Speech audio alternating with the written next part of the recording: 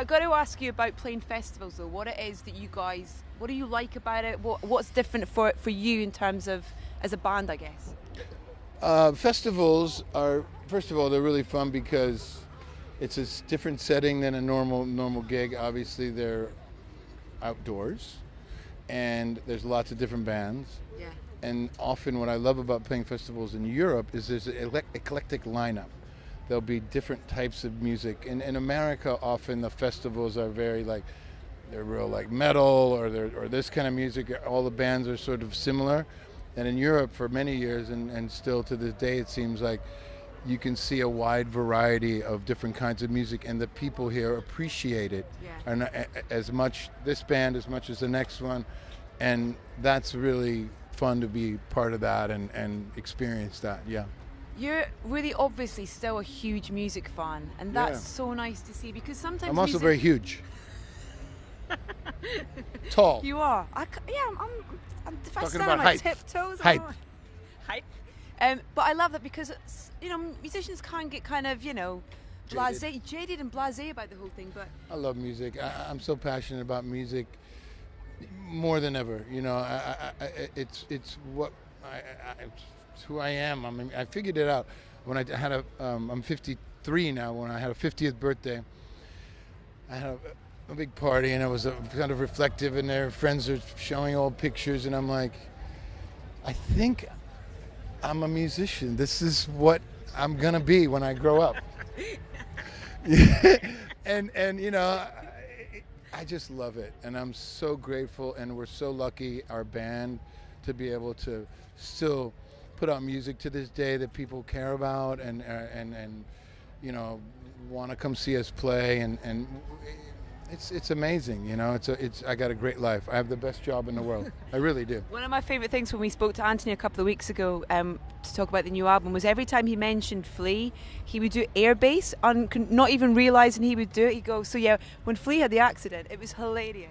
But what was wonderful was kind of almost like when how... we talk about me, would he go like this? He didn't actually, no. Yeah, we'll have a word.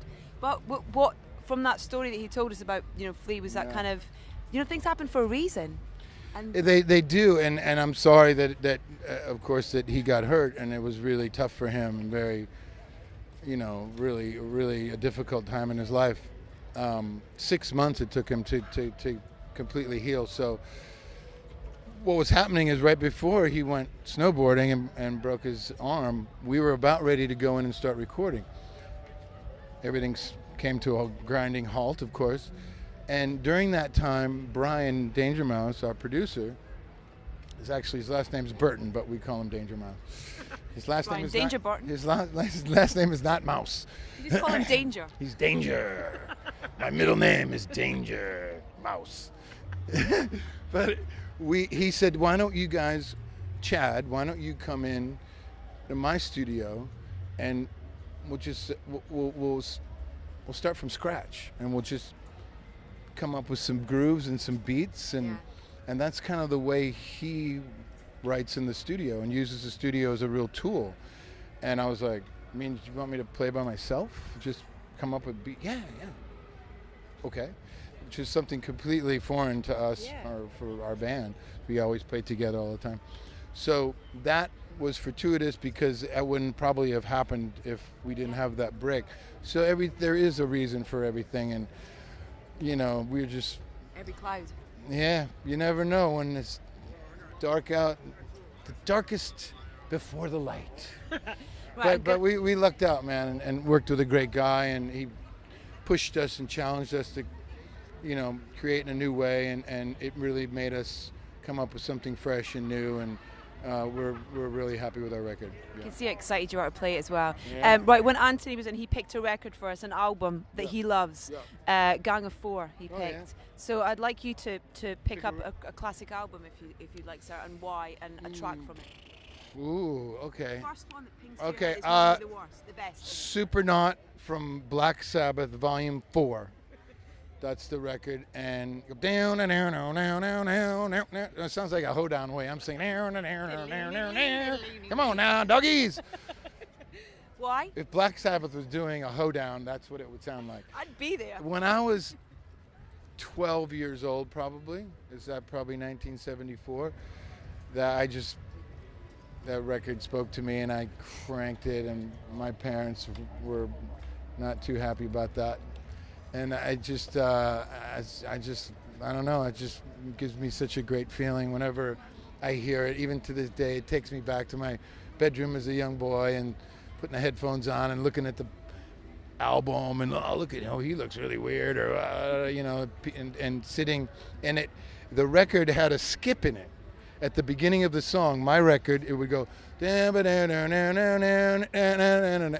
I always thought that's how it went.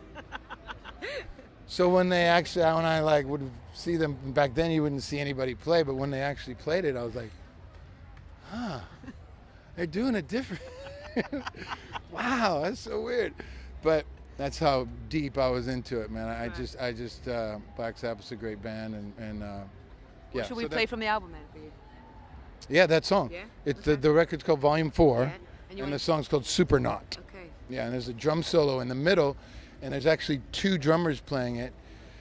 Bill overdubbed. He played, and then he went after and played another drum set on top of it. And as a young boy trying to play the drums, trying to play that track, I couldn't do it. And it was so frustrating. And so now studio trickery. But yeah, that's a great song. Thank you, sir. Yeah. Absolute pleasure.